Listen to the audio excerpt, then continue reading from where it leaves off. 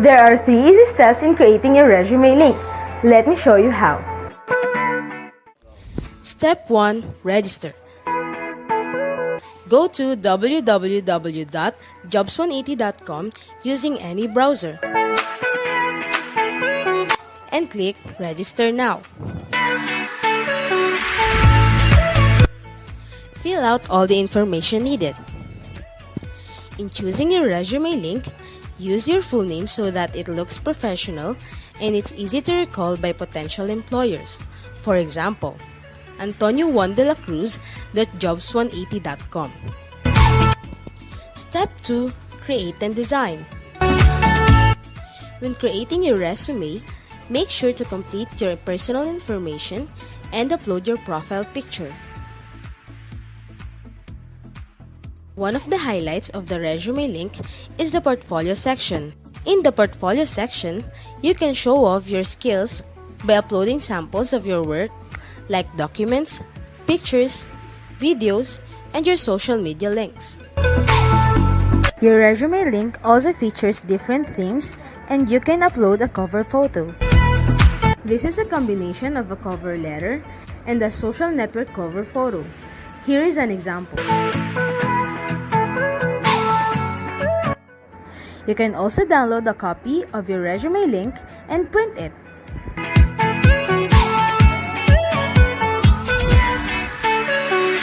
Step 3. Apply for a job. There are many ways to apply with your resume link. First is browsing the job recommendations in your Jobs 180 dashboard. If you're qualified, click Submit Resume Link. So what are you waiting for? Dress up your next generation resume, stand out brightly among the competitive job seekers in the market, and win the heart of your future employers using Resume Link.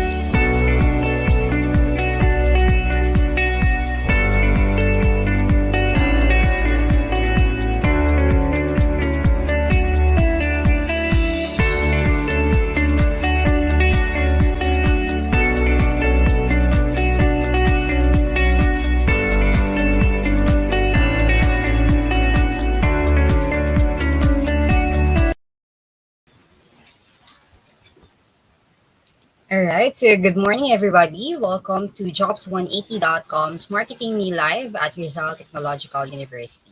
So today we will be joined by speakers from Direct Business, Accenture, and Inspiro. So before we start, may we invite everybody for a short prayer followed by singing of the national anthem and the RTU march.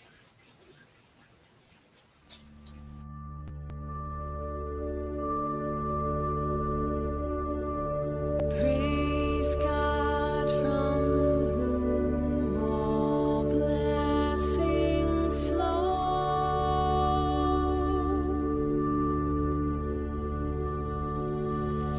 Praise Him, all creatures here below.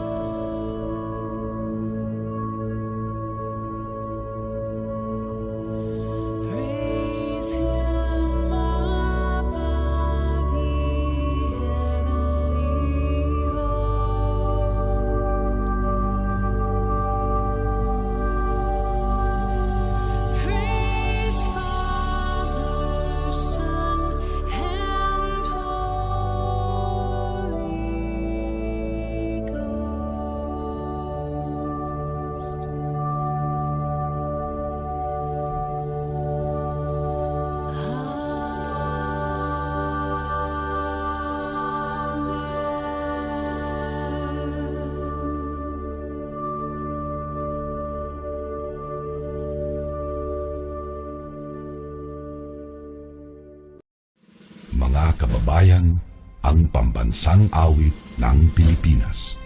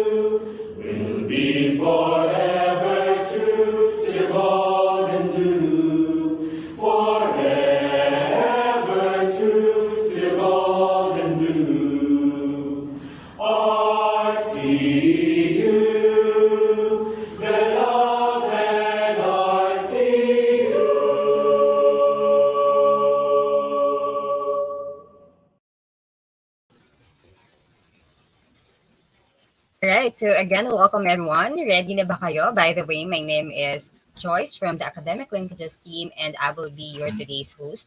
And we are live via Facebook and YouTube today. So we hope that everybody is excited to learn new things today. So to officially start today's session, may we invite Engineer Nestor C. Competente, Coordinator Cooperative Education Center Faculty from Civil Engineering Department and accreditor of Accrediting Agency of Chartered Colleges and Universities in the Philippines, for AACUP, for his opening remarks. Okay, thank you, Miss Joyce.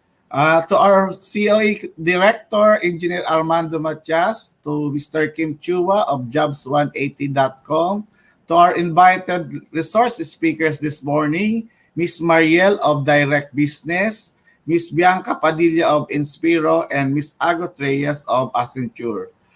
To my colleagues and fellow coordinators, and to our beloved students, mapagpalang umaga po sa inyong lahat. I welcome you to the third part of the webinar series, Marketing Me Live at RTU, sponsored by Jobs180.com and the RTU Cooperative Education Center. So this is the last part of the series under the first phase of the uniform activity of your internship or online OJT. So we have three important, interesting topics this morning. Number one is developing good work ethics. Number two, hiring from work from home jobs. And number three, top skills employers look for. We have high expectation that you will learn a lot from the competent and top caliber HR practitioners who will share their expertise and knowledge about the topics. My dear students, take hold of every opportunity provided for you in this online learning. Put into practice what you have learned in these webinars for you to find work that pays will provide cash, work you enjoy will provide joy. Work that offers product or services you are proud of will provide purpose. Work, including all the three I mentioned, will provide fulfillment. Aim for fulfillment. If you are fulfilled in your job or work, that is the best outcome of the education you acquired here in RTU. Please listen attentively and with enthusiasm to our resource speakers. Free to ask questions if you have any query. So happy listening. Again, welcome and good morning to all. All right. Thank you, Sir Dester. Thank you so much po and good morning. Right. So as usual, guys, for the RTU students, please comment your name, your year and strand, and type in your questions so we can answer them after the talk. Guys, this is already your third webinar, so please don't forget to share this to your friends sa mga hindi pa po nakapag-join sa first and second webinar. This is the last webinar, so tawagin niyo na po sila para makapag-join na sila sa webinar natin for today, since this is the last series of your webinar. All right. Okay, so here is our schedule for today. So we have developing good work ethics, which will be presented by Direct Business, how companies hire for work from home jobs by Accenture, and top skills employers look for, which will be discussed by Inspire. So again, shout out to everyone who is here. Now again, please comment your name and strand, and as we go along, type in your questions so we can read it later. Okay, so lahat ng questions nyo, i-answer lahat po yan ng ating mga speakers. Okay? So, kilalanin na po natin ang ating unang speaker. So, first, we have the Human Resources Administrator of Direct Business Technologies. So, Ms. Quinones is a marketing and communications professional with almost 3 years of experience in business development. And currently, she's working for Direct Business Technologies Incorporated as a Human Resources Administrator. So, everyone, Ms. Marielle Quinones. Hi, ma'am. Hi, Miss Morning Joyce. Good po. morning. Hi, ma'am. Ayan. Okay. Can So, you see ma'am, my apa, screen na let's, po? ayan, okay na. It's up, ma'am. Okay, ma'am, I'll leave you to it po. You have 20 minutes po and I'll be back po for the Q&A. All right. So thank you so much, Miss Joyce, and to RTU no, for having us in this spotlight event. So yeah, good morning, everyone. Again, I am Marielle, working currently as an HR generalist in Direct Business Technologies Incorporated. So before I discuss kung ano yung mga commonly considered na good work ethics, I would first like to take this opportunity to briefly introduce our company and what we do. Ayan. So Direct Business Technologies Incorporated helps its clients with their business operations through the systems and the softwares that we provide. So Direct is IT consultancy in nature, and the solutions that we offer range from enterprise resource planning, um, customer relationship management, IT and security, HRIS or Human Resource Information System, and payroll. So what sets us apart from other companies is that Direct is solutions focused. So we always aim for value-based pricing, technical excellence, customer commitment and support. And of course, we make sure that we implement a strategic technology roadmap. So all of these help us reach our vision of becoming the leading business partner of intelligent business solutions. Okay. So here are our service that we are currently offering to our clients now. And as I mentioned earlier, the products that we offer are ERP solutions, IT solutions, payroll solutions, CRM or customer relationship management solutions, and cloud solutions. So these five systems that we provide, Direct acts as a reseller. an authorized reseller. No, but we also have what we call the complementary solutions. And these are applications developed by our own research and development team that can either stand alone or serve as an add-on to these systems that I mentioned earlier. No, so to give a few examples, under our softwares na ina-offer, no, starting with the ERP solution. So if you guys are familiar with SAP or SAP Business One, no, that's a sample that we offer under ERP solutions. And then for IT and security naman, we have yung mga antivirus, firewalls, CCTVs, Wi-Fi routers, and then for customer relationship management or business intelligence, what we have are Zendesk and Monday.com. Okay, so moving on naman to our clients at the moment. So here are our list of clients for ERP systems. So as you can see, there are a few uh, names naman na kilala nyo na lahat, no? Starting with Candy Corner, Zagu, Shawarma Shack, Dizon Farms, Otterbox, World Balance. And then for HRIS or Human Resource Information Systems, we have Domino's, World Balance again, Vida NutriScience, to name a few. And then for complementary solutions, we have World Balance, Shawarma Shack, Zagu, Licton. For CBI or Customer Relationship Management and Business Solutions, we have Monday Nissin, Shawarma Shack, Macro, and InnovaTrade. And for IT and security, we have JNT Express, Mineski Infinity, Honda, Davis. So if you were able to notice, no, in the slides that I showed earlier, there are clients na nag-appear talaga in almost all the slides na pinasadahan natin. So meaning they availed almost the full package na ni Direct. No? So almost all of the solutions that we offered is they kinuha na nila, they availed of it. All right. So if you wish to know more about the company, please feel free to visit www.directbusiness.com, and our social media pages are flashed on the screen as well. So feel free to check them out. And yes, of course, we have vacancies at the moment, job vacancies, now especially for the sales and technical positions. So you may check them out at www.jobs180.com/direct business to send your resume links. All right. So let us now move on to our main topic for this morning, which is good work ethics. So let us first define kung ano nga ba ang work ethic. Diba? So I will be providing first kung ano yung definition ng work ethic from the internet. Then let's expound from there. So, work ethic, according to Google, is a set of values centered on the importance of doing work and reflected especially in a desire or determination to work hard. So, based on the statement itself, we can notice na si work ethic ay highly intrinsic or rooted talaga from a person's internal thought processes. And these values that I mentioned, we will be discussing them further in the succeeding slides. But before that, I would like to discuss first the concepts surrounding work ethic, no? Kasi syempre, baka napapaisip kayo ano bang importance nito sa akin as a student, no? If, since majority of our viewers here are students, or if there are viewers na currently looking for work, ano ba yung implication nito sa akin na job seeker? Ano bang, what's in it for me? 'Di ba? What's so important about work ethic? So let's start by answering this question.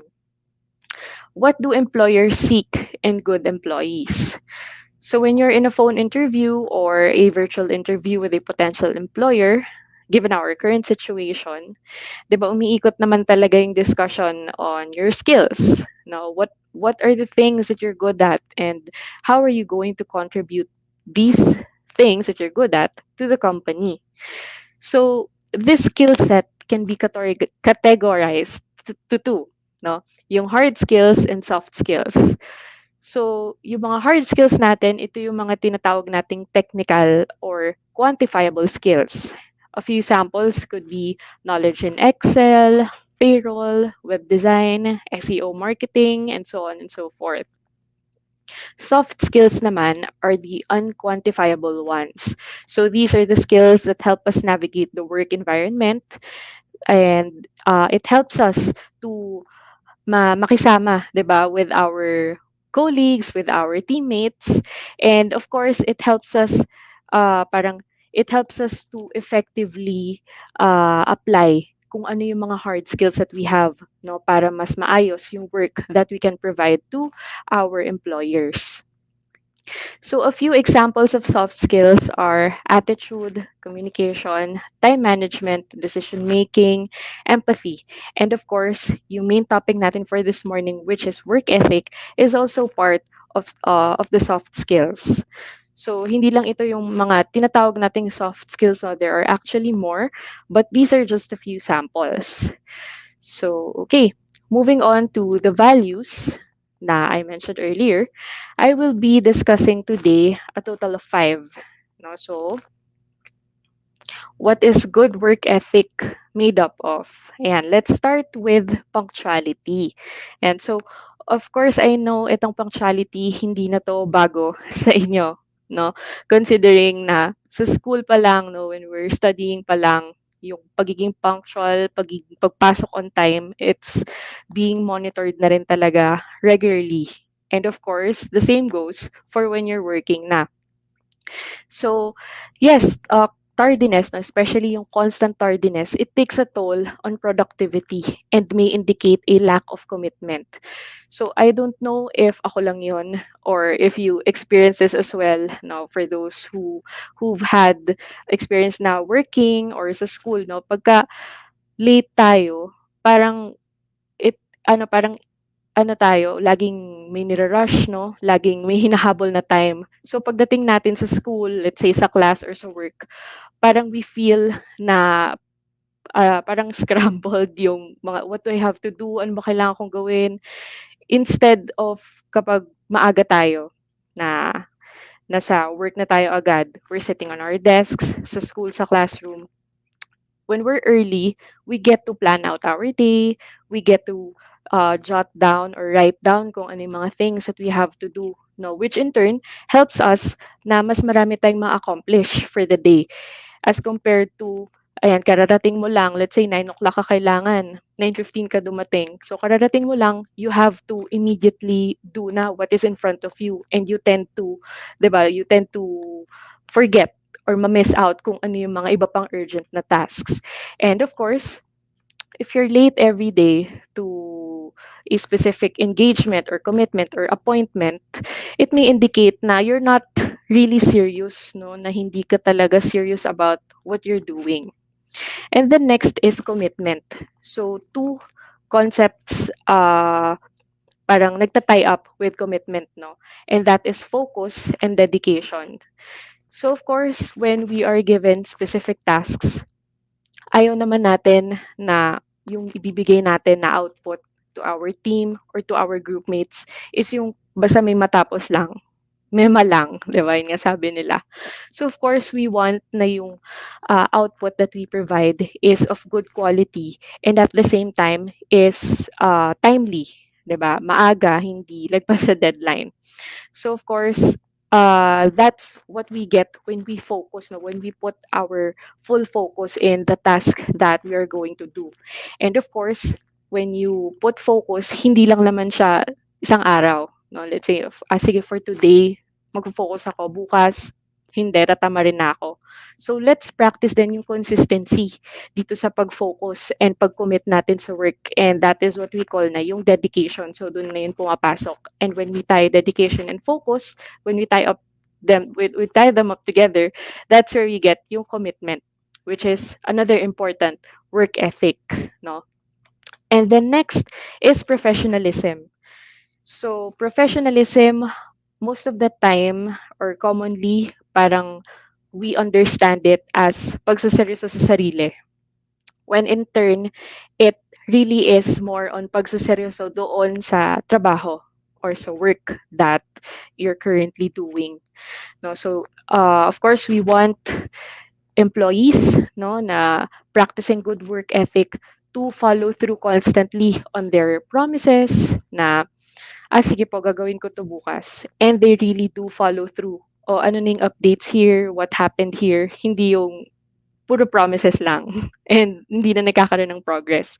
And of course, yung accountability, no? So, um, truly professional employees own up to their mistakes, no? And they stay positive amidst pressure. All right. So moving on. Ayan. So sa number 4 naman is yung excellence.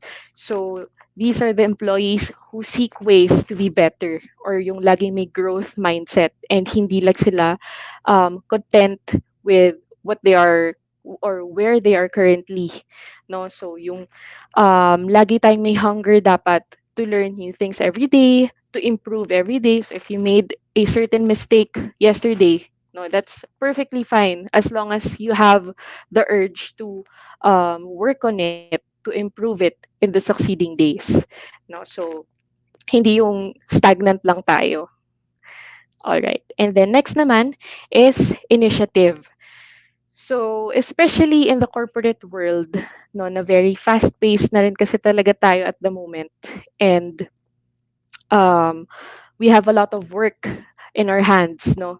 So, especially when you're working in a team, you expect na yung colleagues mo, they have specific tasks assigned to them. And if you always wait lang na mag-guide ka, na ma-spoon feed sa'yo kung ano yung kailangan mong gawin on this specific task, it will end up na pulling the whole team down. No, it will affect yung overall efficiency ng team because they will always have to guide you, they will always have to tell you what to do. So of course we want employees who can function without maximum supervision. So yung tinatawag kasi natin na micromanaging or yung super kailangan ma-monitor mo kung ano yung ginagawa ng bawat isa sa team, no, it really affects yung overall efficiency. So, yeah, we want someone who is independent, no, simply put, independent and self-starters, kumbaga. So yeah, no, here kasi especially in direct, no, that's why we are really strict when it comes to, or we, as much as possible, we encourage the employees to practice these work ethics, no, especially because we are a client-based company, and going back, no, to the first the first values that I mentioned earlier, starting with punctuality, no. So here it doesn't just affect you internally, no, as an employee, no, na yung productivity mo, but it may also affect the company in the long run, no, especially when you have clients na you attend to, no, kasi if you're always late, let's say to a meeting with a client, it reflects the company rin, no, it reflects a bad image then of the company. And then yeah, of course, if you get to practice all these work ethics, no, if you tie them up together, in turn, they will result to productivity, high productivity in the workplace. No, and these are the employees, no, productive employees are the ones who really find ways to actually get the job done, to get the work done without excuses. So, there. Bali, ang bottom line lang naman talaga natin dito, no? So, I would just like to share a few tidbits. So I know there are instances when a few applicants, no, they look at a specific job post and see na, for example, wala ka nung technical skill that they're looking for, or let's say you're quite familiar with, for example, SEO marketing, but you feel na may kulang pa din sa expertise mo, kaya you tend to back out or sasabihin mo, wag na lang, next time na lang siguro. You feel overwhelmed or intimidated, no? So I would like to take this time rin to remind that it's not all technical or hard skills, especially since these technicalities can be taught through time, no? And you will really be able to master these skills once you're actually practicing them naman, eh, 'di ba? So yes, of course, we assess pa rin applicants based on their technical skills, no, and how they are fit technically for the job they're applying for. But we also look into how the applicants kasi are culture fit. So dito pumapasok sila work ethic, because let's be honest. talent will not fully suffice if the values that I mentioned aren't equally practiced. So yung bottom line lang naman natin dito going back is soft skills or yung good work ethics are just as important as yung technical or yung hard skills. So, yun, yung sa communication skills, attitude, yung mga minention ko kanina, empathy, time management, decision making, they're just as important as how you're good in, let's say, PowerPoint or Excel. Yes. So, yeah, if all good work ethic characteristics align in a candidate, it is highly likely that they will succeed no matter the talent level. So, I hope you learned something for this morning. Thank you so much. That would be it for my talk.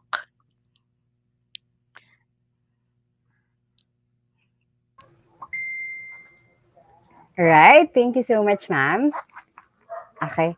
So, guys, the floor is now open for your questions. So, you may ask now, ma'am, sa mga questions na meron kayo. All right. So, habang naghihintay po tayo ng questions, ma'am, so I have a question. So, Yes. ano po ang mga openings ngayon, available positions po na ino-offer niyo today? Yes. Right now, we have open positions for the product consultant position. So this is a purely sales post. No, so they are in charge of demonstrating the products to the clients, closing deals. No, so this is an entirely client-facing role. And then for our technical vacancies naman, we have openings for the functional consultant and the technical consultant. So these two positions they work hand in hand in implementing yung systems to our clients. Mm-hmm. And you have link, ma'am, para they can visit your website po. Yes, our Jobs 180 career site is www.jobs180.com/direct business. And it's currently flashed in the screen naman pala. Alright, okay. Ma'am, may question din ako since regarding we're talking about developing good work ethics, no? Um, Yes. parang kasi before, may naririnig ako or may hindi ko alam kung konektado siya na yung mga estudyante daw dati na may problem back in high school or ng college, like for example, laging nasa guidance or may problem, parang sila daw yung mga hirap pagdating sa pagtatrabaho and of course yung magkaroon nga ng good work ethics. May connect Mm. ba siya, ma'am? Well, actually, to share with you no, our current recruitment process, this aspect isn't really something now we're parang mabusisi talaga. No, what we monitor more than sa undergraduate studies ni applicant are yung, of course, yung academic standing nila. But when it comes to yung laging nag-guidance, I guess yun naman kasing mga aspects na yun, no, syempre, bata pa or in the process of maturity, when they're applying for jobs naman na, di ba, it's totally different, ano naman na, field. And eventually, they grow through time naman, they mature. So, of course, siguro it depends na rin on the applicant if they would like to disclose pa yung ganitong aspect, no. But of course, we appreciate no them disclosing this as it reflects din yung honesty talaga.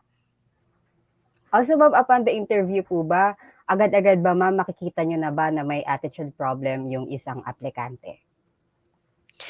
Well, yung attitude problem is most likely nagsa-surface lang naman no when it comes to how they handle the interviews or yung how they manage or how they talk to us during the interview, no, but it doesn't just stop naman there, no. We still consider our applicants, and kasi syempre there are other factors, no, considering now we are in a pandemic and we don't really get to see na yung mga applicants. So baka baka meron lang problem at the moment si applicant if ever na medyo masungit siya or medyo hindi masyadong ma-share during the interview. So yeah, we still proceed pa rin naman with the application if ever these applicants know, if ever we encounter them. All right. Okay. And also, ma'am, what applicant would you prefer? Yung applicant po ba na magaling, pero yun nga, may problem, may something. Pero yung applicant na humble enough na sabihin na wala siyang alam, ganito, wala pa siyang alam sa bagay na ganyan. Yes, it's actually it's actually better, no, if an applicant is open to, or parang very transparent siya to disclosing yung flaws niya. Kasi 'di ba, these skills, yung mga technical or hard skills that I mentioned earlier, pwede naman kasi siyang maturo, eh, 'di ba? And eventually they will learn it as they talagang do hands-on dun sa job, as compared to someone who is magaling na in a specific software or system, for example. Pero when it comes to pakikisama or yung attitude, nagkaka-problem naman siya. So in turn, it will affect din kasi yung team, 'di ba? Yung efficiency ng team, if hindi niya makasundo yung mga teammates, it won't be effective rin. So it would be better talaga if um merong proper work ethic si applicant, and if hindi pa siya ganun ka-expert talaga on a specific hard skill, it can be taught naman through time. Ayan. Alright. Ma'am, may question tayo from Sir Nestor, yung kaninang nag-open ng remarks po. So, Ah, the yes. question po was, or is, how do you deal po employees daw with attitude problem?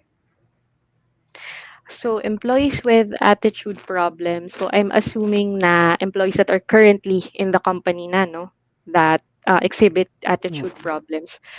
So, these types of instances kasi, of course, gusto natin na ma-practice talaga yung open communication. So, as much as possible, we try to consult muna. Let's say, two parties are involved in a specific problem. So, we try to check in muna if they have, ano na ba to, naayos na ba nila, napag-usapan na ba nila, na silang dalawa lang, or let's say if lumala na yung situation, that's a time na mag-intervene si HR, no, in facilitating yung proper communication talaga. Mhm. Also, ma'am, do you offer po seminars po ba or trainings or workshop for those applicants po or employees na gusto pang i-develop yung work ethics nila?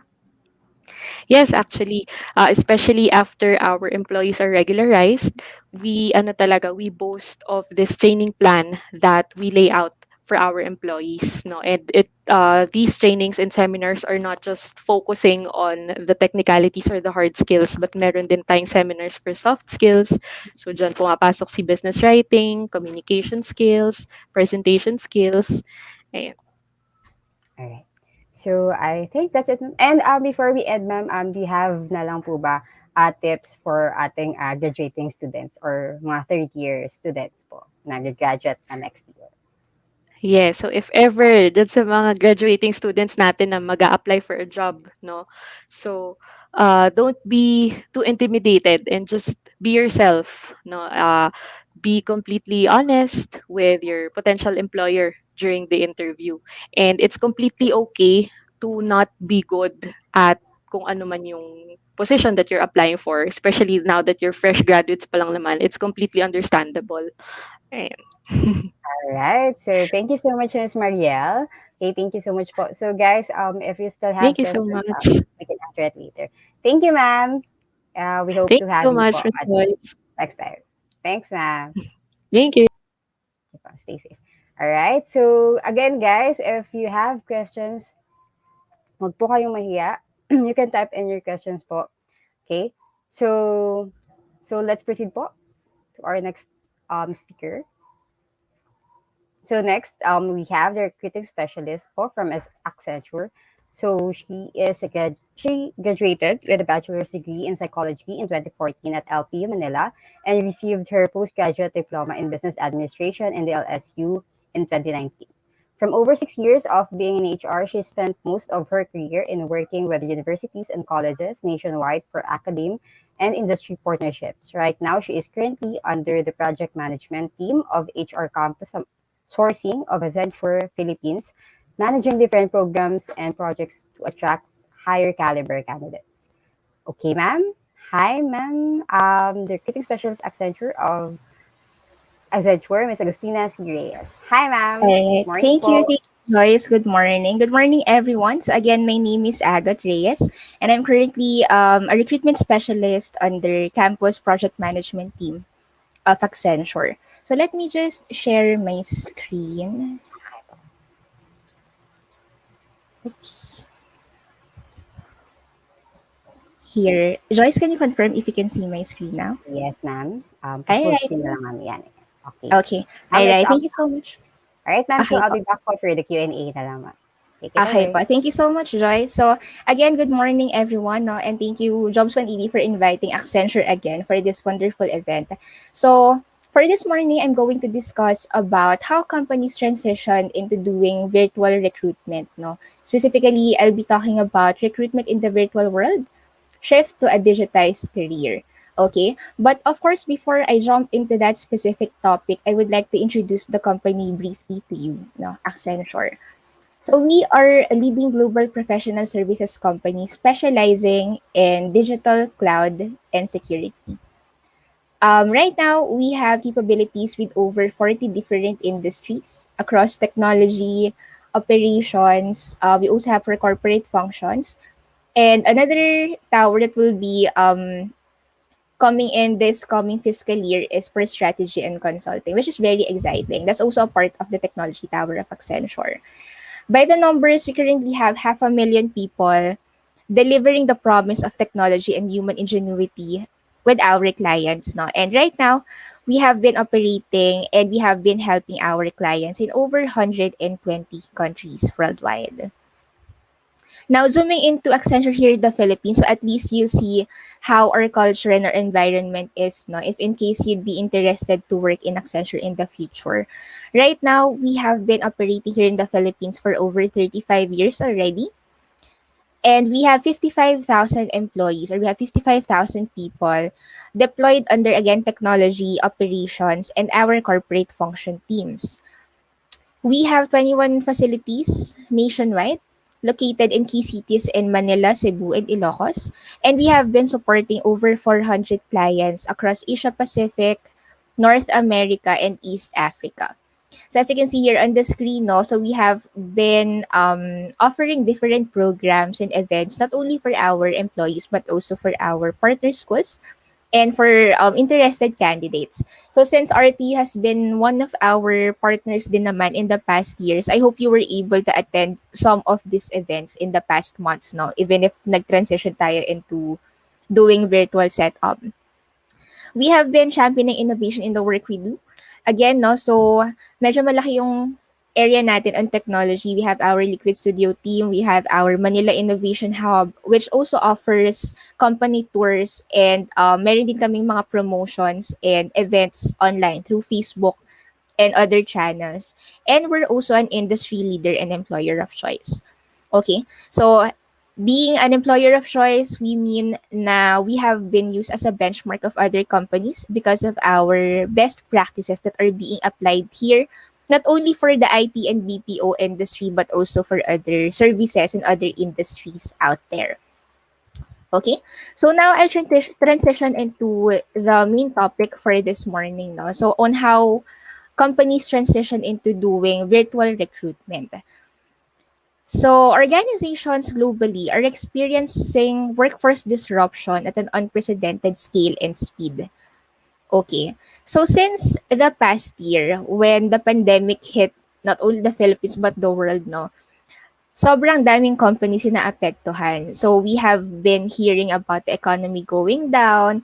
There have been companies that are closing, meron nagli-lay off and all. And some of the graduates or some of the employees who were laid off are having a difficult time in looking for a new job. Kasi nga, some of the companies already stopped growing because of the disruption that was brought by the pandemic, no?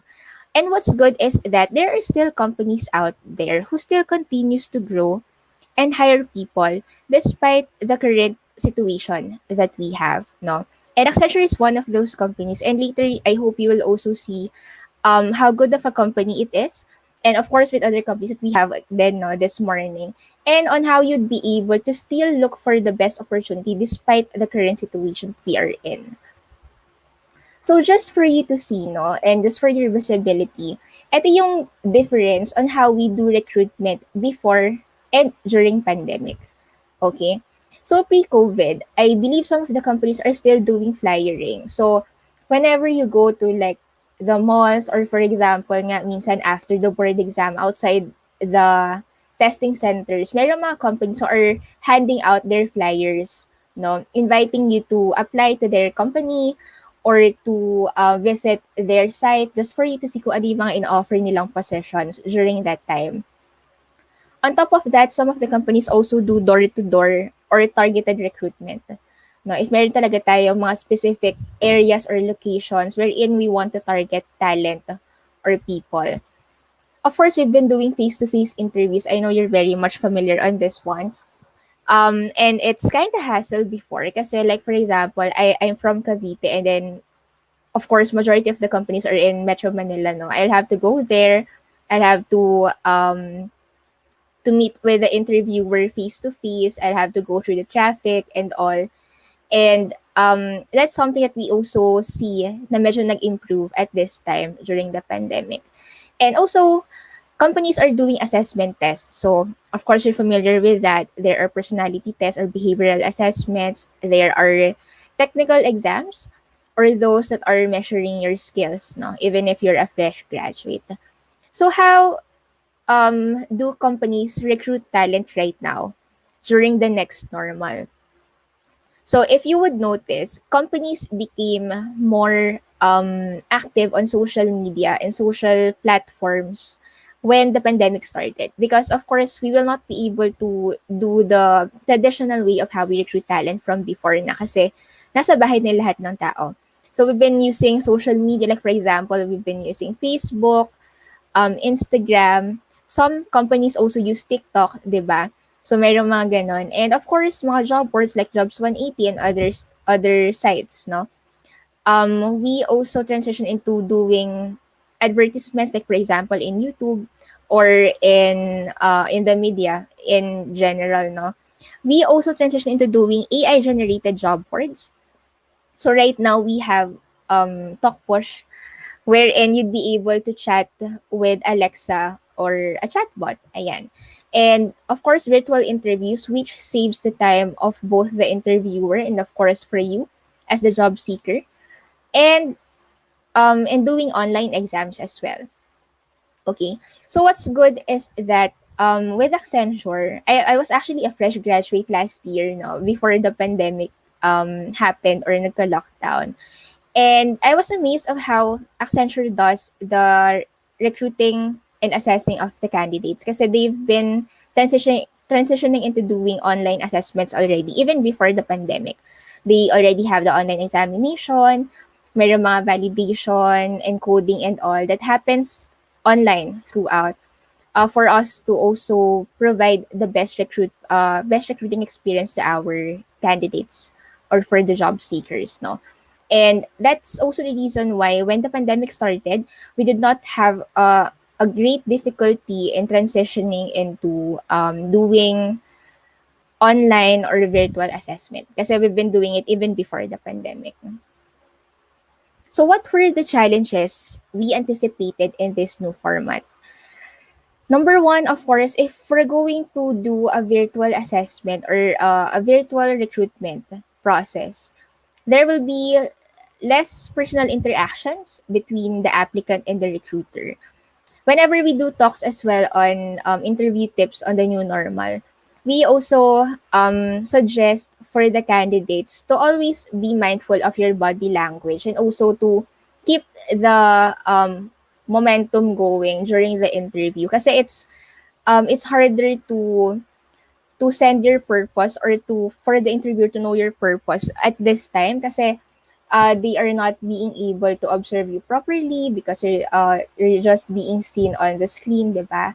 So it could be a challenge as well for both the interviewer and of course for the job seeker. Number two, there's high fallout rate due to technical difficulties. I know you already experienced this one during online classes as well, na nag-drop off ka during the call or during the class, or weak internet connectivity or something like that, or sometimes you are not very familiar with the type of platform that is being used during the class or during the interview. Okay, that's why it's very important for you to also familiarize yourself with whatever platform you're going to use before you attend the actual interview. Lastly, for the challenge, we have higher percentage of unresponsiveness and rescheduled application. So same as the second bullet, no, medyo related siya on that one. And since we're all doing the virtual setup right now, you should also be mindful of your time management as well and your schedule. Okay. So what's working naman on the other hand? No? So we have a fair share naman of the advantages in doing the virtual setup right now that we have the pandemic. Number one, so we have faster and more streamlined application process due to virtual interviews and online assessments. So if before we've been doing the online assessment on day one, we schedule the interview on another day, and then final interviews on separate day pa. So right now we can do everything within the same day if the company is capable. Okay. And doing online assessments also makes it faster for recruiters and for companies because some of the online assessments are automatically being scored already compared to how we do it before na medyo manual tayo nag-check, ganyan. And it takes hours or days before recruiters will be able to reach out to you again about the result of your application. Number two, so online interviews and assessments ensure general safety and security for candidates and recruiting teams. I know most of the companies before have their own recruitment center. Accenture has it as well, wherein students can walk in and do their assessments there. But given the situation right now, we should always make sure na secured and safe yung mga candidates natin during the recruitment process because of course we don't want them to risk their health naman just for them to look or to have or yeah to have that job, no. So being at home and doing the assessment virtually end to end, including the submission of the requirements, ensure the safety and security of our candidates as well. So lastly, this is something that I was able to mention as well on the previous slide, no. Doing a virtual interview is also cost efficient for both the employer and the job seeker. So imagine not being required to go to the company physically just to do the interview. You can just have it at the safety and comfort of your home, 'di ba? So sobrang efficient siya for both ends. And again, it's also faster.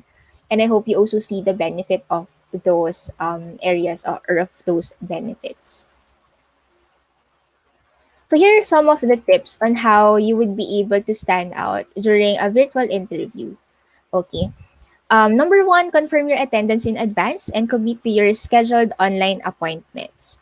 So, ang difficulty naman right now for recruiters is that we've been bombarded with a lot of inquiries of messages, not only for on our emails, but also on our personal mobiles or company phones, di ba?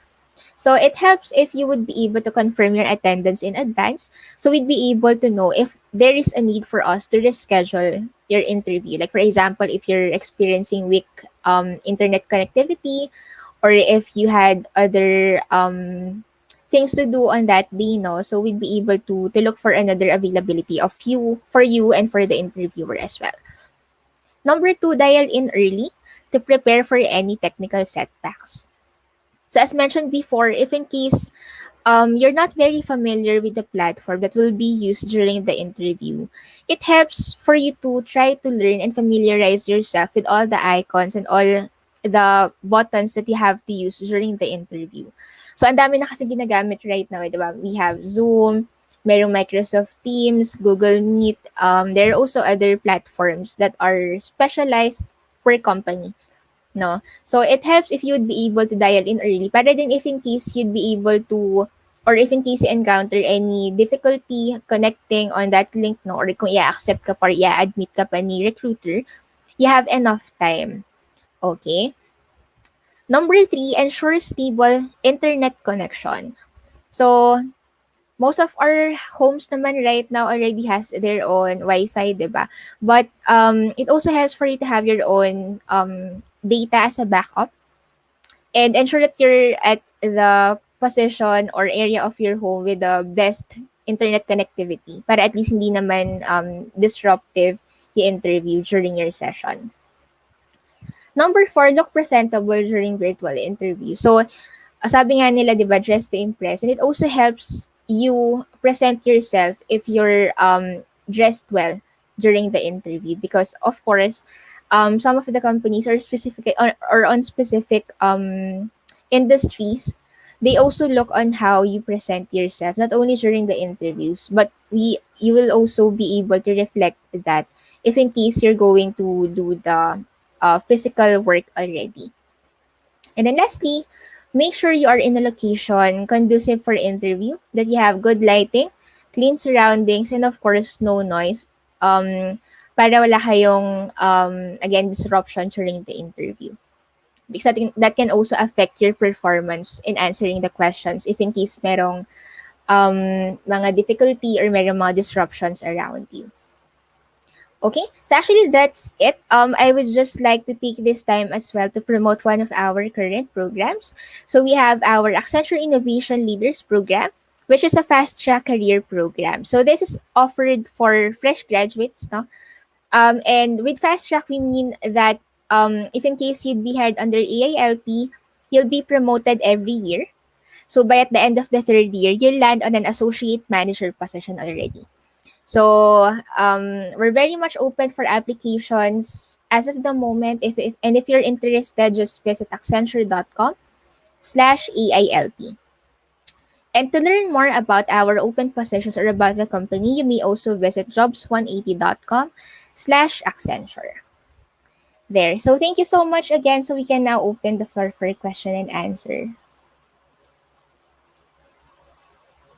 Ayan. So guys, you may now ask Ms. Tina kung may questions kayo. Right? So habang naghihintay, ma'am, may question kami kanina, hindi lang nahabol sa ating first speaker. Okay lang po ba kung i-ask natin sa inyo? Sure po, no worries. Alright. So, ito siya. So, from Sir Armando Matias po. So, in your opinion, will there be a difference kaya in the work ethics of graduates of face-to-face and virtual graduates? Yes, I believe there will be, no? So, being in a work from home setup, medyo less yung motivation ng mga tao in general, di ba? We've experienced it in doing virtual classes or online classes, and us as well, who have been working at the office for years already and then suddenly transition into doing work from home setup. So medyo mahirap siya. Again, if we're talking about ethics, you have to be very disciplined, and you also have to know your motivations kasi otherwise you lose interest of whatever you're doing, may it be on your classes or on the work that you're going to do. Alright. Okay. So, I hope na-answer po, Sir Matias, yung inyong question. Okay, so another one, ma'am. Since you've mentioned also na fresh grad ka po last year, no? So, pasok tayo sa mga millennial applicants or employee. Okay, so what do you think po are the advantages of being a millennial applicants in the new normal work setting? Mm-hmm. So what's good is that millennials or yung mga new generation like Gen Z or Gen Alpha, no, you're very much familiar or we're very much familiar with the technology, 'di ba? And being in a work from home set, of course, you have to be knowledgeable on how you set up your own laptop, internet, or how you access different sites, and how you make use of online applications. And I think that's something that is comparable to those of the previous generations kasi you'd be able to adapt easily if in case meron kayong mga bagong applications or any other tools that will be required for you to be used during your work. All right. And also, of course, we are curious po since we're doing virtual interviews most of the time, diba po? So, what do you think po are the common mistakes po ng mga applicants during virtual interviews? Mm-hmm. Well, I think number one, and I think one of the most common challenges being faced is that going through the interview, even if you have, or even if you're experiencing weak internet connectivity. Kasi 'di ba some of the students will still go through the interview kasi nahihiya silang magpa-reschedule kasi baka hindi maging okay with the interviewer or baka hindi sila i-reschedule. However, if you're going to push through that interview and experience internet disruptions, that will also affect your performance during the interview. So for me, it will be better if you'd be able to just reschedule the interview and make the recruiter know about your situation instead of going to the interview being unprepared and being parang static yung internet connection nyo kasi hindi kayo magkakaintindihan in the long run. Mhm. Okay. Okay, so we have question po from the audience. So, from Miss Pamela Joyce, if ever may doubt po ba yung mga company sa mga student na graduate sa online class? Tanong ko din po yan. Magandang question yan. Thank you, Pamela. So, actually, no.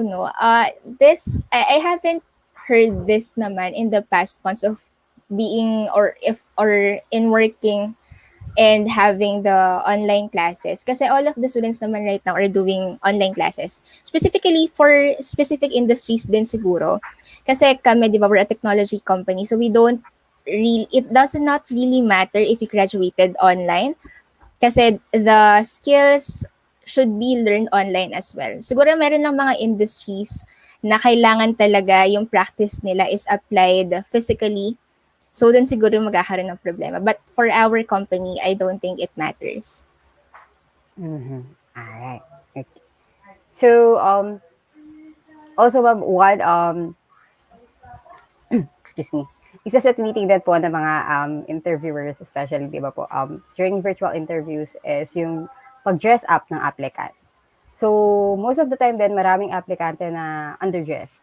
So, I've been also into BPO and I've encountered applicants who are doing interviews ng sando, minsan walang top, ganyan. So, what's your take po about it? And is it better to be overdressed than to be underdressed po ba? For me, no, on any occasion, it's better to be overdressed than being underdressed. Again, specifically on interviews, that will be your first impression with the employer or of the recruiter. If you're going to face that person or the interviewer na nakasando ka or you're not prepared physically, I think it will also reflect or impact the result of your interview. All right. So, another question, ma'am. So, from Alfredo Mendoza. So, how to increase work ethic po while working at home? I think something that is also helpful, no, not only for us but also for the students doing online classes, is if you'd be able to prepare your schedule for the day. So, medyo mahirap kasi yung parang sobrang dami mong ginagawa eh. On top of what you're doing sa work na tasks mo, meron ka ding mga kailangan gawin sa bahay. Like for example, magluto, maghugas ng plato, and all, maglinis, di ba? And some of the students as well, during online class, nasa bed. So, it decreases your motivation kasi of course masarap matulog. Masarap matulog. So, you have to also let go of those temptations and try to focus on what you really need to do.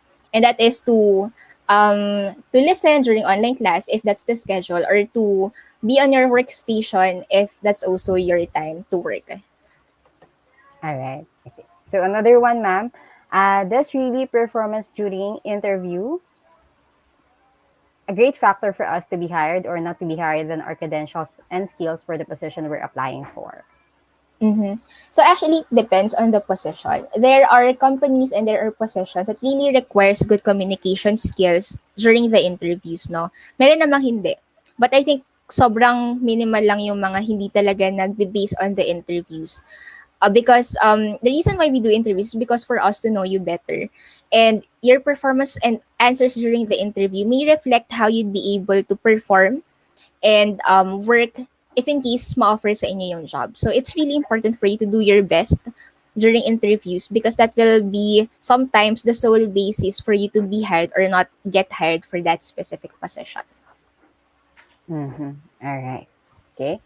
So, do we still have questions, guys? Okay. Ma'am, ask na lang din po kami ng mga available positions po na ino-offer today ng Yeah, company. so thank you. Right now we actually have a lot of open positions here at Accenture. If you're interested, again, you can visit jobs one. Yeah, jobs180.com/Accenture, no. But just to give you a background, we're currently hiring for associate software engineers. We have for data analyst positions, content moderators. We're also hiring for voice and non-voice for BPO, although very few lang naman on that one, but really on software engineers and data analysts. So we're All right. open for tech courses, business courses, and actually all the rest of the courses if in case you'd be interested to be hired on those positions. All right. So, last ma'am, do you have advice na lang po ba for the third year and graduating students ni RTU Mm-hmm. before So they for those, enter the real world? yeah. So for those who'd be undergoing or going into the corporate world na, no, so don't be afraid to try. Specifically at this time, again, hindi na very hassle for you to go on to interviews. So just try to do as many interviews as you can kasi wala naman ding cost, 'di ba? If ever you'll do interviews. So that will also help you be more comfortable in talking to people and in answering questions that will be thrown to you during the interviews. Thank you, Joyce. All right. Thank you so much, Miss Agot. Thank you so much po. All right. So thanks po for sharing your time and insights, Miss Tina, Miss Agot. Looking forward po to having you again in our future webinars. So let's proceed po with our last speaker. So we have the supervisor and candidate engagement po of Inspiro. So she graduated with a bachelor's degree in psychology and have been working in human resource for 4 years now. Ventured to BPO industry as she desires to be part of a diverse culture, specifically in recruitment, and grateful to be part of Inspiro for 2 years and counting. Loves to spend her non-work time with her dog, playing music, travel, and business. Again, Miss Pauline Bianca Padilla. Good morning, ma'am.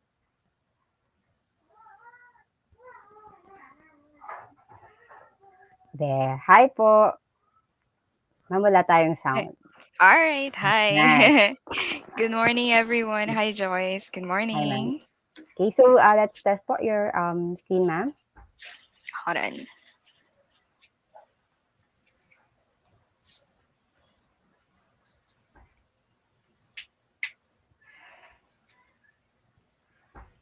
All right.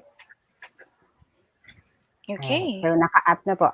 Okay, ma'am. So I leave it to it po. You have 20 minutes po and I'll be back for the Q&A. All right. Thanks, Joyce. Right. Hello. Hi, everyone. Good morning. So, my name is Bianca. So, I hope everyone is having a great morning so far. So, the topic for today is going to be all about top skills employers look for. So, the year gone by has changed the face of business. So, almost entirely. So, the skills that companies now require are quite different from what they have looked for a mere few months ago. Now, as the world of work has evolved into a more technological and online centric enterprise, businesses are searching for employees that can easily fit into this new work model. So, of course, you already make every reasonable effort to stay on top of the best skills to learn for jobs in your specific field. You familiarize yourself with the latest technology, keep up the trends and change in your industry, and generally ensure that you aren't falling behind. So that's great. But here's the hard truth. Many other professionals in your field are likely doing the exact same thing. So, if that's the case, how can you make yourself that much more marketable in today's hiring landscape? So, it's the ultimate question for many job seekers and poses a real challenge both when writing your resume and during the recruitment process. So, how do employers verify your skills? And do they actually read that carefully created skill set on your resume? So, that's an old saying: Hard skills get you hired, but no soft skills will get you fired. So it might come as a surprise, but a lot of it comes down to soft skills. More and more companies are starting to realize just how important soft skills are and how costly it can be to overlook them. So if you're looking for a way to set yourself apart from the rest of the candidates out there during your next job search, you need to think beyond your degree and your certifications and toward the top job skills employers want. So let's start with this one. So just to give you a brief explanation, soft skills are broad set of transferable skills that are mainly related to the way you work with other people. So they include social skills, communication skills, emotional skills, and people skills. They are also tough to teach and difficult to measure. So while on the other hand, hard skills are, by contrast, are easy to teach and measure. They consist of abilities that are often job specific and can be more easily obtained through formal education and training. So a few examples would be technical skills, computer skills, and language skills.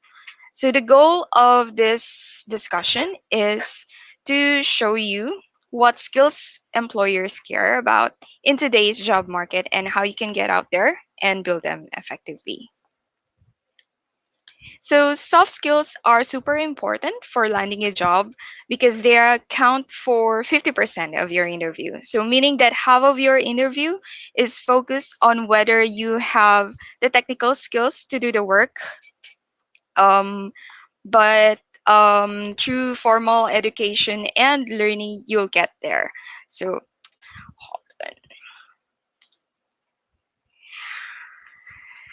but the other half is really about seeing if you'll be a good cultural fit for the team and they already have in place. So, your potential employer wants to know if you'll get along with everyone. They're asking themselves two things. So, firstly, do I really want to spend 40 plus hours a week with this person? And will this person be able to build relationships with the team and internal stakeholders? So here's the top 10 most important soft skills in candidates. So firstly, we have teamwork. So embracing collaboration and thinking about proactively as you begin projects shows hiring managers that while you may be working alone in your home or on site, you're still a team player. We also have communication. So it's essential to allow others and yourself to understand information more accurately and quickly. So, in contrast, poor communication skills lead to frequent misunderstanding and frustration in the workplace. Time management. So, when you better manage your time, you'll be able to take on new opportunities and grow with your work in sustainable manner. We also have problem solving. So, those with good problem solving skills are valuable and trusted in any team. These are the people who think of new ideas, better ways of doing things, make it easier for people to understand things, or help save customers' time and money. Creativity. Being creative helps you become a better problem solver in all areas of your life and work. So instead of coming from a linear, logical approach, your creative side can approach a situation from all angles. So, leadership. With good leadership, you can create a vision and can motivate people to make it a reality. So, if you inspire people, if you can create the right conditions, you can get much more out of people and achieve wonders.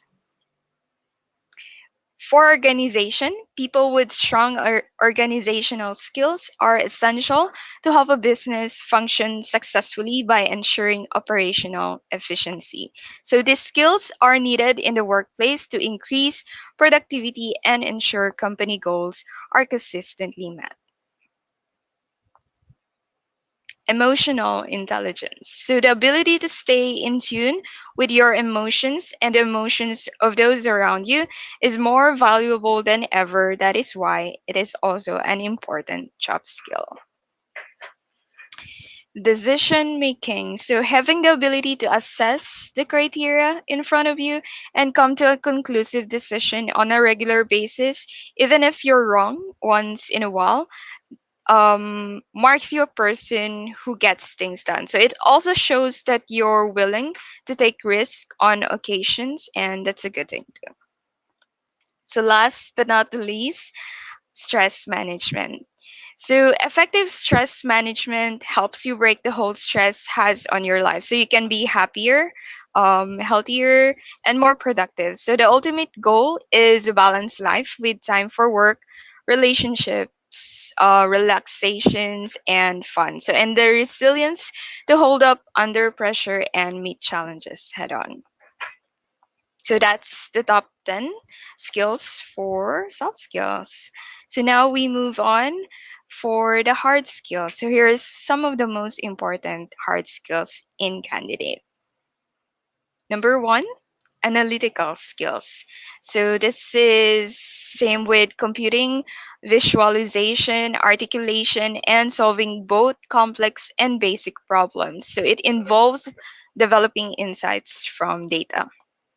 We also have high level IT skills and basic computer knowledge. So, this goes without saying that we live in an ever more digitized world, and the advent of widespread remote working has made basic computer knowledge even more essential to be able to function in the workplace. Another is customer service skills. So this makes you well equipped to handle one-on-one interactions with clients, with your bosses or management. Another is presentation skills. So having good presentation skills not only increases an individual's chances of success, but also enable him to add greatly to the organization.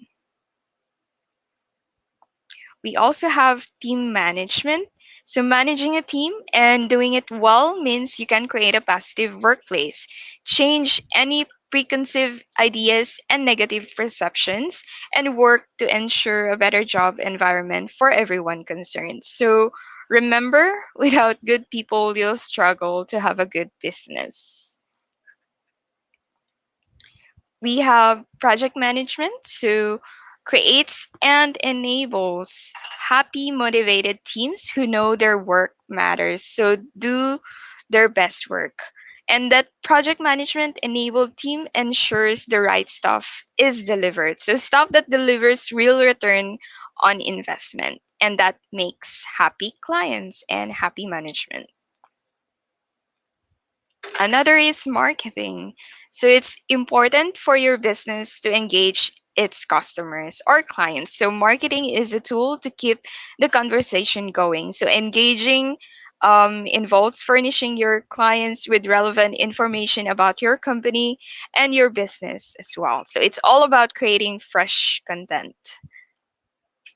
And we have writing and graphic design. So if you have the basic design skills to create and lay out interesting looking visuals, then not only will this make the individual presentations go smoother, but will be showing your employer that you are multi-skilled and also have a good level of attention to detail in any task that is put in front of you.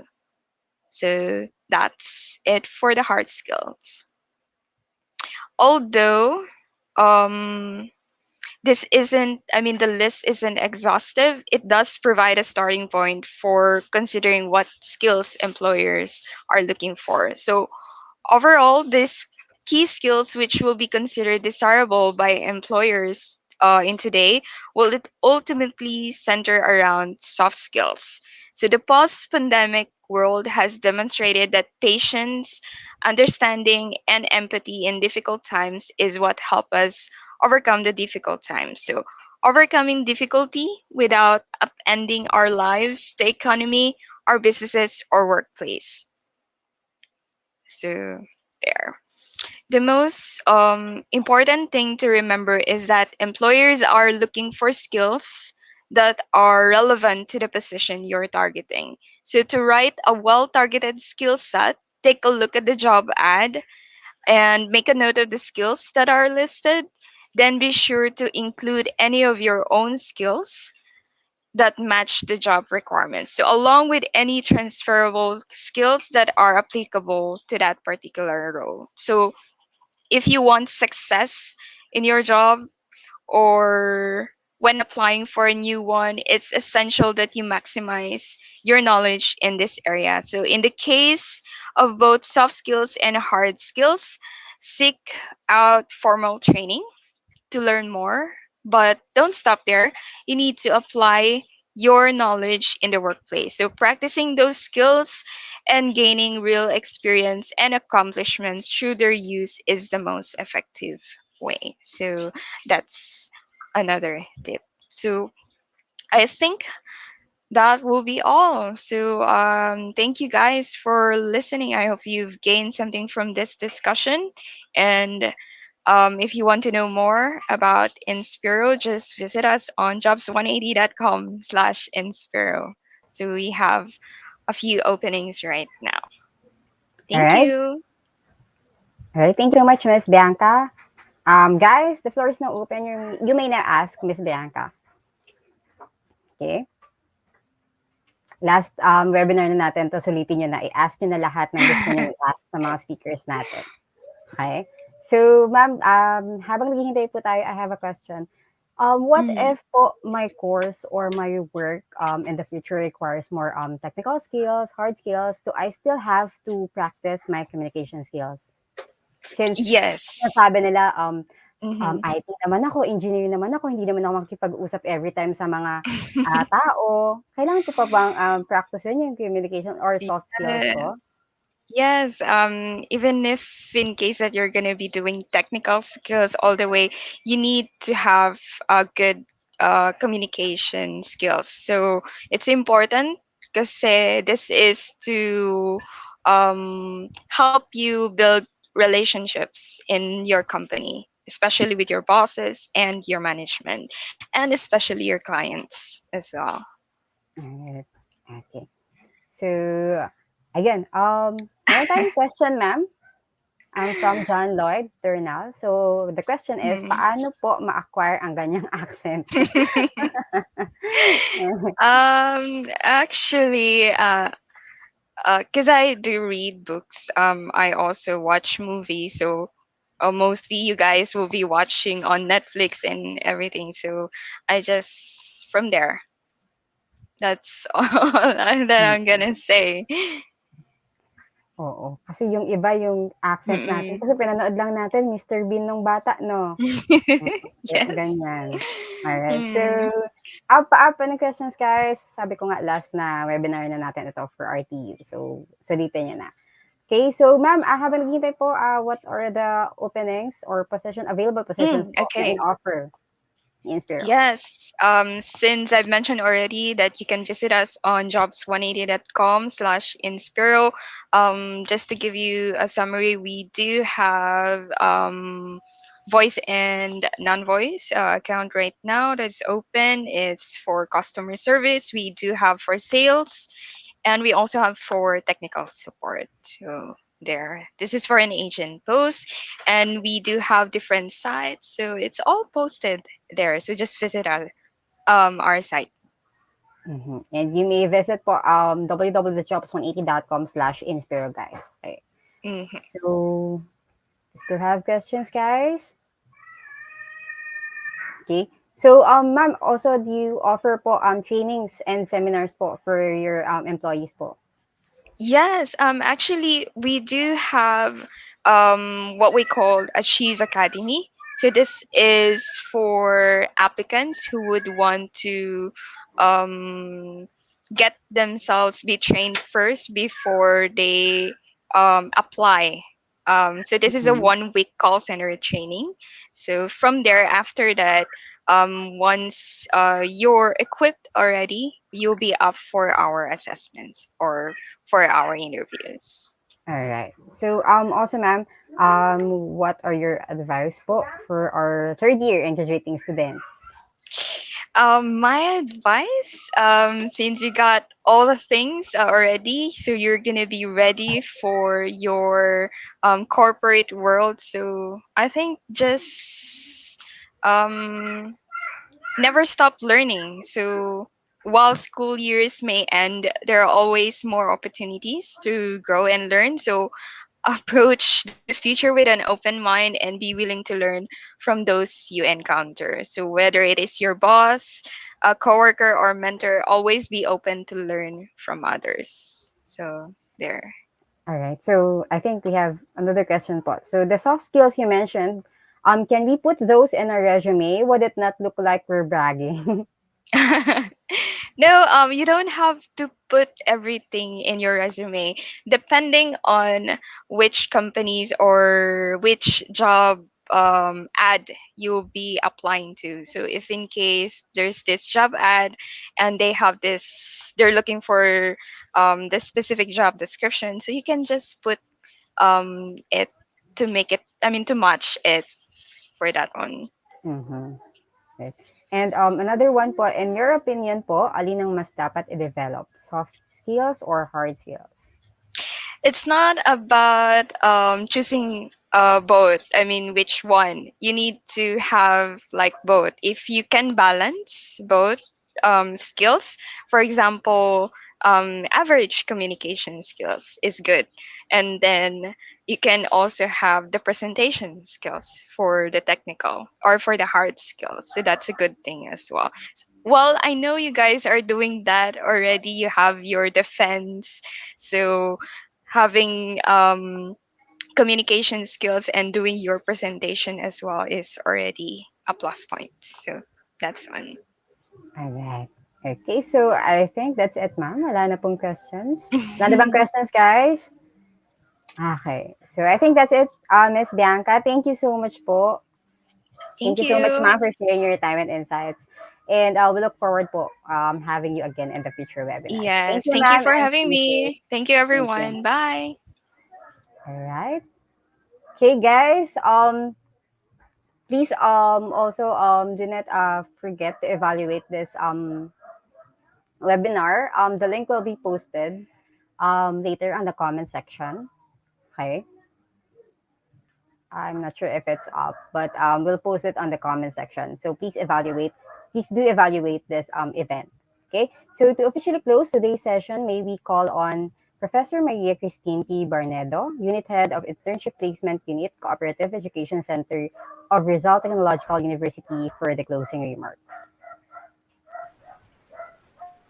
Magandang araw sa inyong lahat. Pauna na ang mainit na pagbati sa mga mag-aaral na dumalo, naglaan ng kanilang oras sa pakikinig ng iba't ibang serye ng webinar na hinatid sa atin ng Jobs 180 para sa inyong mga unang gawain sa semestreng ito. Malaki ang gampanin ninyo bilang mag-aaral sa kasalukuyan, hindi lamang sa usapin na panganib ng COVID-19 sa iba't ibang larang, ngunit higit ay sa pang-akademiko, sapagkat hindi naman huminto ang pag-aaral sa kabila ng pandemya. Bagamat malungkot na isipin na ang danas ng on-the-job training sa ngayon ay hindi sa labas o sa mismong mga kumpanya, ngunit mayroon naman laging posibleng paraan para maitawid ang anumang sitwasyon. Malaking tulong ang mga natapos na webinar. Nagsimula noong July 22 at ngayon ang huling bahagi. Huwag sana ninyong ipagwalang bahala lamang sapagkat hindi mapasusubalian ang mga paksa na tinalakay para mapaalalahanan at magkaroon ng kaalaman. Ang layunin ay maihanda kayo, ang bawat isa, sa bagong normal na paglilingkod.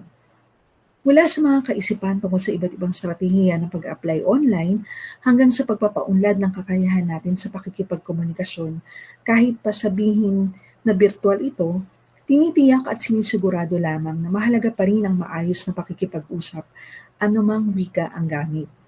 At higit ay mga natutuhan natin sa tamang pag-uugali na tiyak magagamit ninyo hindi lamang sa kasalukuyan pero sa hinaharap na kayo ay makapagsimula at makapasok na sa kanya-kanyang trabaho. Kay Mr. Kim Chua, Managing Director ng Jobs 180, at sa lahat ng bumuo ng programang ito.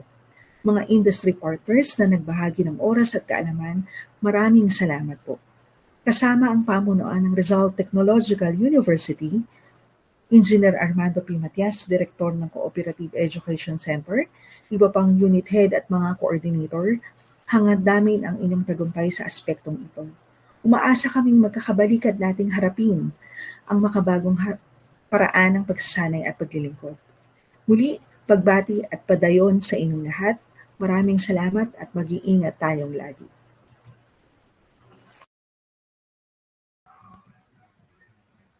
All right, thank you so much, ma'am.